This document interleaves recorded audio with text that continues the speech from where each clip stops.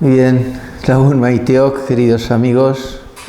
En la última charla comentábamos, ¿verdad?, el Jueves Santo, cuyo tema central era la Eucaristía, la Pascua celebrada por Jesús. Podemos concluir un poco después de aquella celebración pascual modificada por Jesús, donde no era el Cordero Pascual el centro, diríamos, de la celebración, sino era el mismo Jesús que entregaba su cuerpo y su sangre por la salvación del mundo. Y él decía: este es mi cuerpo que será entregado, esta es mi sangre que será derramada en futuro. Y ese futuro es corto, eso será el día siguiente, el Viernes Santo.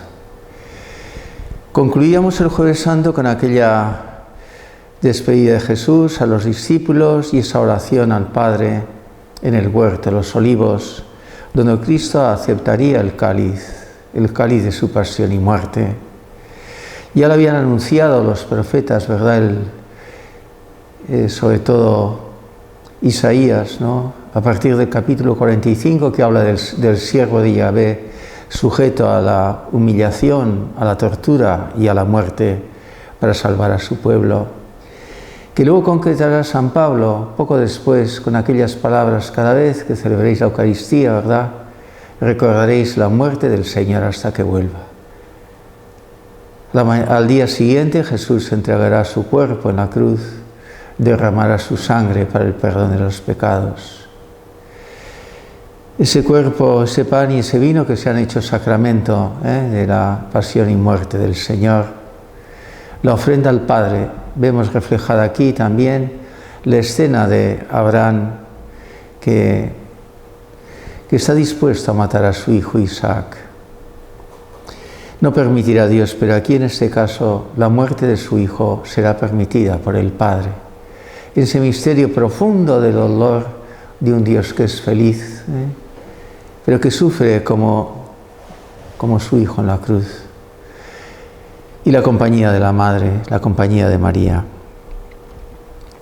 Veíamos cómo había sido condenado a muerte por el Sanedrín, pero el Sanedrín no podía dar muerte, que era facultad exclusiva del poder dominante, del poder de los romanos. Y por eso pasar aquella noche en la mazmorra del Sanedrín, sujeto a las burlas de aquellos falsos guardianes, falsos soldados que cubrían en cierto modo la seguridad del templo. Decía que le cubrían los ojos con unos paños, estaba atado, y le daban de bofetadas y escupían diciendo: adivina quién te ha pegado. Y así pasará en esa noche de torturas y en ese amanecer, no sabemos hasta cuándo, pero al salir el sol ya, el pueblo, el Sanedrín, va a reclamar la muerte para Jesús, esa muerte que le han condenado. Si eres hijo de Dios, dínoslo claramente. Tú lo has dicho y yo soy. Y aquí el gesto teatral de Caifás diciendo: ¿qué más motivo tenemos de juicio? Debe morir, se ha hecho, ha blasfemado. Y también madrugan los sumos sacerdotes, las primeras horas del viernes, llevarán al pretorio donde está Pilato. Pilato había venido de Cesarea de Filipo, donde era su residencia, probablemente a caballo, bordeando el mar de Galilea hasta Jerusalén. Probablemente haría una fiesta a la víspera con sus amigos y le despertarían para decirle que tiene que juzgar a aquel hombre. Una postura tremendamente incómoda para Pilatos. Y aparece el Viernes Santo, Jesús acompañado, atado como un facineroso, y lo llevan al enlosado, donde juzgaba Pilatos, el gobernador. Y comienza ese: ¿por qué lo traéis? Porque se ha hecho rey. Y ese diálogo, ¿verdad?, que se dará. Luego: tú eres rey, si yo para eso he venido al mundo, para ser testigo de la verdad. El que es de la verdad, escucha mi voz. A Pilatos, además, su mujer ha dicho que en sueños ha visto cómo aquel hombre era un hombre especial. No te metas con ese hombre que es justo y Pilatos tratará de liberarle. Pasamos un poco rápidamente. Primero intenta con Barrabás. Tenía facultades el pretor romano, gobernador romano, de dar suelta a un criminal que merecía la muerte y que en vísperas de la pasión, en vísperas de la Pascua judía, pues en cierto modo pues se ajusticiaba. Presenta a Barrabás, alguien que ha cometido un crimen y probablemente de algún soldado romano o algún partidario de los romanos, y les presenta al pueblo, y el pueblo preferirá, verdaderamente agitado por los mismos fariseos, pedirá la liberación de Barrabás. ¿Y qué hago con ese? Crucifícalo. Pasa por la prueba para que se ablande el corazón de aquellos que le acusan de la flagelación y de la corona de espinas. He aquí al hombre, aquí le tenéis a vuestro rey, crucifícalo, crucifícalo. Y terminaba la escena limpiándose las manos de Pilatos cuando dice el pueblo: si a este le das libertad, no eres amigo del César porque se ha hecho rey. Se limpia las manos y le condenan a Cristo a la muerte, a la terrible crucifixión romana. Y va con otros dos, camino del Calvario. Hay escenas conocidas, ¿verdad? Hay escenas bíblicas, otras que la piedad popular, quizá con testimonio de los que participaron de aquello, se ha ido formando el Vía Crucis. Llegarán al pie de la cruz, a la cumbre del Gólgota, que sobrepasaba un poquito, diríamos, las murallas de Jerusalén y que se veía dentro, y la Pascua pues quedaba con esa imagen verdaderamente macabra, ¿no?, de tres ajusticiados que morían en el sumum del dolor. Le habían puesto encima de la cruz: Jesús Nazareno, el rey de los judíos. Irán a protestar los escribas: no hemos dicho que es el rey, que se dice él el rey de los judíos, lo escrito, escrito está. Y comenzarán ya allí las 3 horas terribles de la pasión. En la hora de nona será llevado y crucificado. En la hora de sexta será crucificado. En la hora de nona, ya después de terribles 3 horas de agonía, y habiéndose oscurecido el sol, pues Jesús comenzará ya las últimas horas, unas 3, hasta la hora de vísperas, donde Cristo morirá. Concretamente en nuestro horario, de 3 a 6 permanecerá en la cruz, y después probablemente en la hora de décima, antes de las vísperas, será bajado de la cruz. Y ahora vemos la imagen, queridos amigos, en la que se refleja pues muy bien esta escena de la muerte de Jesús. Es un gran pintor el que ha sabido grabarla con todos los ingredientes y sin añadidos, diríamos, que aparecen en los evangelios. Vamos a leer lo que pone allí.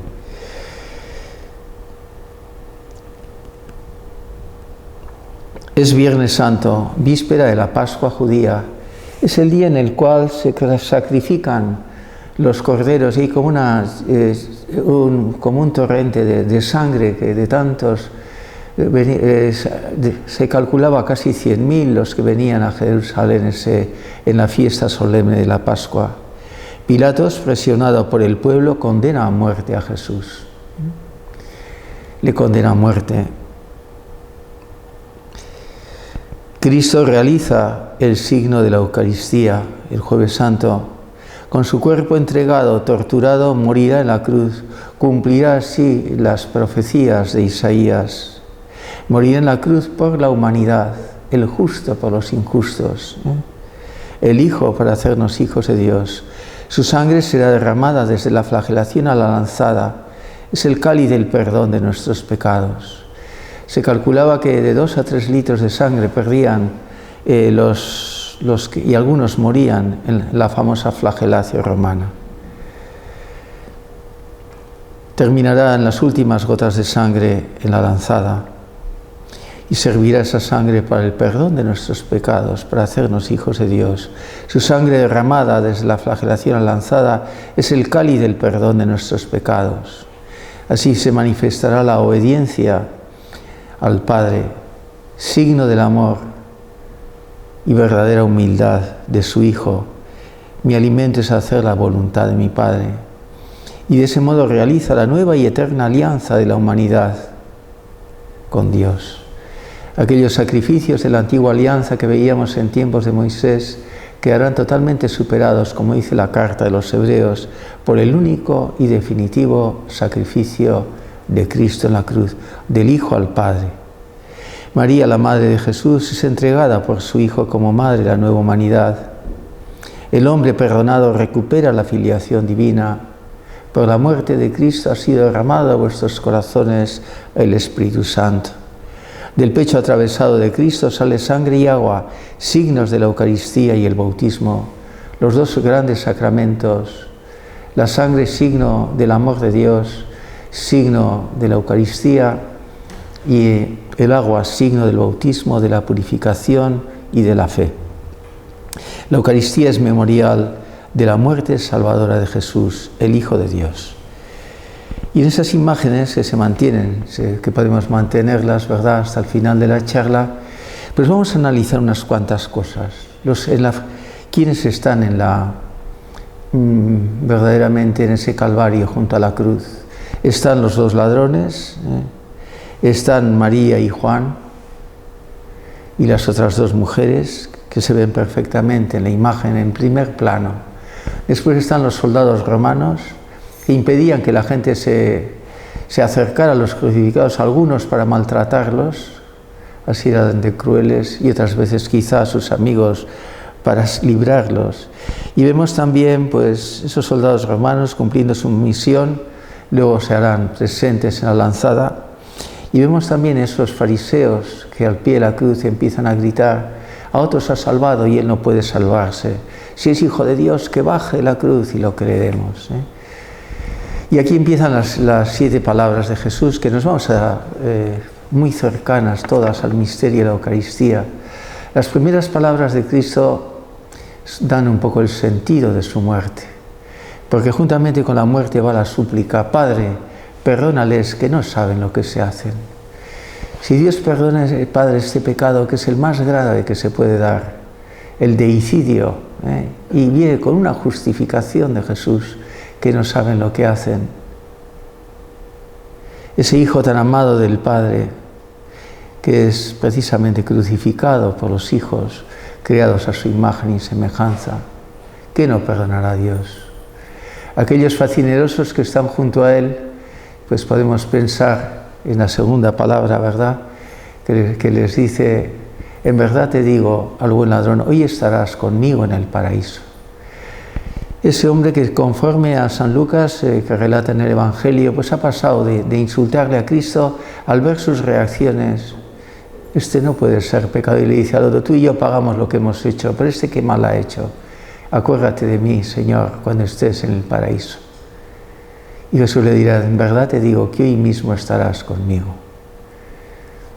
El perdón de Dios se hace concreto antes de morir en la cruz, en aquellos bandidos con Él, que morirán al mismo tiempo con Él, porque Cristo muere un poco antes y ellos mueren un poco después, con sus piernas rotas, ¿verdad?, por las barras de hierro que utilizaban los que daban el golpe final. Después está la otra escena, al pie de la cruz. María empieza a nublarse, pero ya Jesús se dirige a su madre y le dice: mujer, ahí tienes a tu hijo. Le llama el nombre de mujer, haciéndolo extensivo no solo al hijo biológico que es Jesús, sino en cierto modo a toda la humanidad. Y Juan, que está allí, tiene que ser como Cristo el que va a llevar esa humanidad a través de la Iglesia, amparándole a María a esa salvación que Jesús, la voluntad del Padre, la realiza, es que todos los hombres se salven y lleguen al conocimiento de la verdad. Mujer, ahí tienes a tu hijo. No le llama María, no le llama madre, ahí tienes a tu hijo. Le llama mujer, ahí tienes a tu hijo. Y a Juan, ahí tienes a tu madre. Y dice: y desde aquel momento, el discípulo amado la recibió en su casa. Y vemos esa relación íntima que tenía Jesús antes de la vida pública con su madre, que en cierto modo lo continúa. Y cuántas cosas que escribe Juan no serán fruto de veladas nocturnas, donde la Virgen contaría la infancia de su hijo y Juan le contaría cosas que no llegó María, como por ejemplo la vida pública y de un modo especial las últimas horas, el capítulo 13 a 17 que con tanto detalle presenta San Juan en su Santo Evangelio. Luego viene, Dios mío, ¿por qué me has abandonado? Parece que acompaña la geografía, el aspecto de la escena, lleva a esa pasión terrible de Jesús, que llega a contemplar eso, la auténtica noche oscura en el alma. Jesús se da cuenta que ese Padre le ha abandonado. Dios mío, ¿por qué me has abandonado? A la hora de sexta, ya a principios de nona, aparece las tinieblas que envuelven toda la escena. Dicen algunos que han estudiado el tema que se da en este tiempo un eclipse total de sol en Jerusalén. Dios mío, ¿por qué me has abandonado? Y después dirá Jesús, tengo sed. En el colmo de la angustia se siente con esa sed. Él ha venido a sembrar la luz y el amor en el mundo y no ha recibido más que indiferencia, como vemos al pie de la cruz, y algunos rechazo e insultos y torturas. Tengo sed. La única que le acompaña a Jesús cuando falla el sol, ¿verdad? Parece que es como que la luna en las noches oscuras también de los santos se presenta, es María. Está al pie de la cruz y en ese momento se acordará de aquella profecía de Simeón: y a ti una espada de dolor te traspasará el alma. Y cuando traspasa esa lanza del soldado, la cruz, el pecho de Cristo, hay una espada de dolor que traspasa esto que María, que no la abandona a Cristo en la cruz.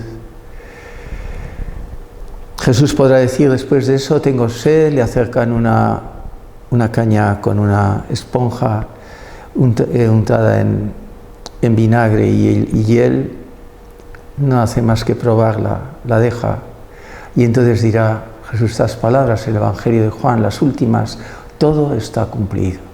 Se ha cumplido al pie de la letra. El cáliz que le ha ofrecido el Padre en la oración del huerto, lo bebe hasta las heces, como se dice. Y entonces terminará diciendo: todo está cumplido, consumatum est, como nos decían antes en las 7 palabras. Y luego dirá: Padre, en tus manos encomiendo mi espíritu. Y dicen Marcos y Mateo que con un grito murió. San Juan dice, quizá después de ese grito será cuando, inclinada la cabeza, entregó su espíritu. Padre, en tus manos. No dice Dios mío, porque me has abandonado, sino ya Padre. Y entonces Cristo pues muere, ¿verdad? San Mateo sobre todo habla de que el velo del templo se rasgó en 2 partes, de arriba abajo, cuando Cristo muere. Un velo impresionantemente grande y que tapaba el Sancta Sanctorum, y a Dios se hace visible a través del esto.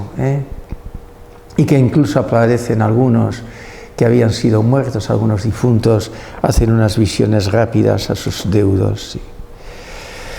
Hemos visto ese sentido de las horas, 3 horas de intensa agonía, desde la hora de sexta hasta la hora de nona. Y en la hora de nona, a finales de sexta, es cuando Cristo muere. El día siguiente es el Sabbat judío, ¿no? En el Evangelio de Juan. Y entonces mandan unos soldados, algunos de los que estaría allí, a que viniera un pequeño pelotón para que dieran la muerte.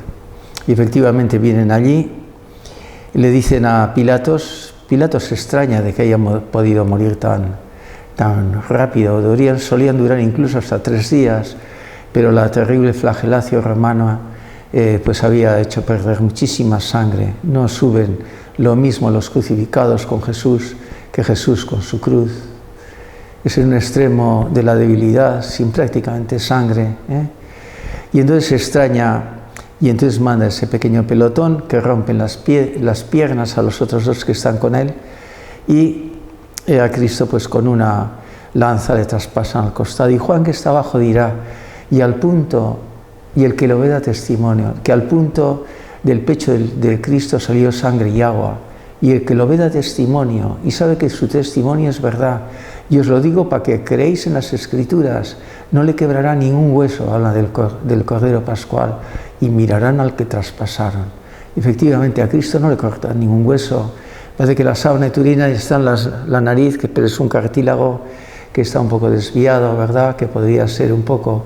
Y en la lanza del soldado parece que entre el quinto y séptimo espacio intercostal es donde aparece la lanzada de Jesús.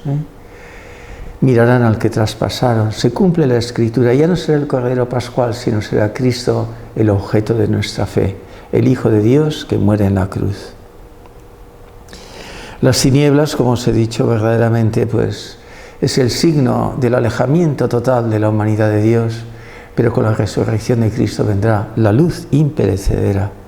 El terremoto, el velo del templo, parece que son como resistencias físicas a ese misterio tan terrible del el que hace la creación, pues viene a ser crucificado.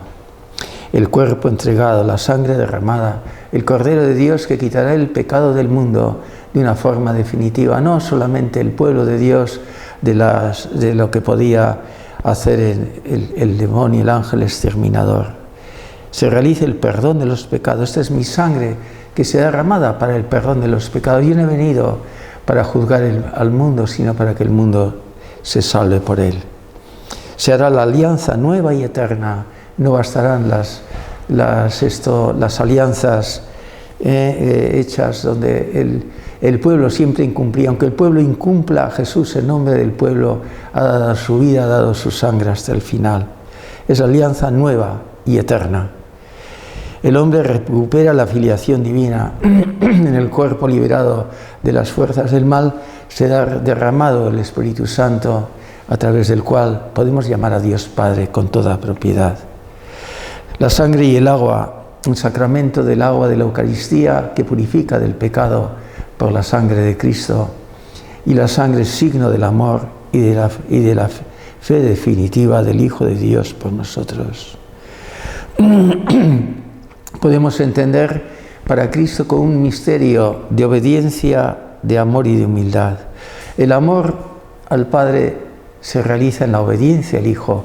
Jesús mismo nos dirá, el que me ama guardará mi palabra. Es un signo fundamental. La voluntad, el amor de Cristo se manifiesta en entregar su vida totalmente, como por obediencia al Padre. La carta a los Hebreos nos dice, aprendió la obediencia a sufrir en su propio cuerpo y entregando la vida por los demás. Y para nosotros es un misterio de fe y de amor. Santo Tomás decía, esa humildad, fruto del amor y fruto de la obediencia definitiva al Padre. Y es un misterio de fe y de amor para nosotros. Es un misterio de fe porque creemos que Jesús, siendo el Hijo de Dios, ha muerto por nosotros y se hace en ese trocito de pan que se presenta en la Eucaristía. Esa es la humillación máxima. Será, como nos decía San Pablo en la carta a los Filipenses, se humilló a sí mismo pasando por uno de tantos, y no sino como un esclavo, y escogió la muerte y la muerte de cruz. La muerte de cruz es el exponente máximo del amor de Cristo. Es un misterio de fe para nosotros el creerlo y es un misterio de amor para Él. Pues, queridos hermanos, vemos reflejada en la Eucaristía ese trocito de pan, esa transformación en la última cena, que no será el Cordero, sino ese cuerpo de Cristo que nos dirá tomar y comer, porque eso es mi cuerpo que se entrega para vosotros como alimento. No os dio mi Padre el maná en el desierto, fue el verdadero maná que baja del cielo, es su Hijo querido que entrega la vida por nosotros. Que así sea.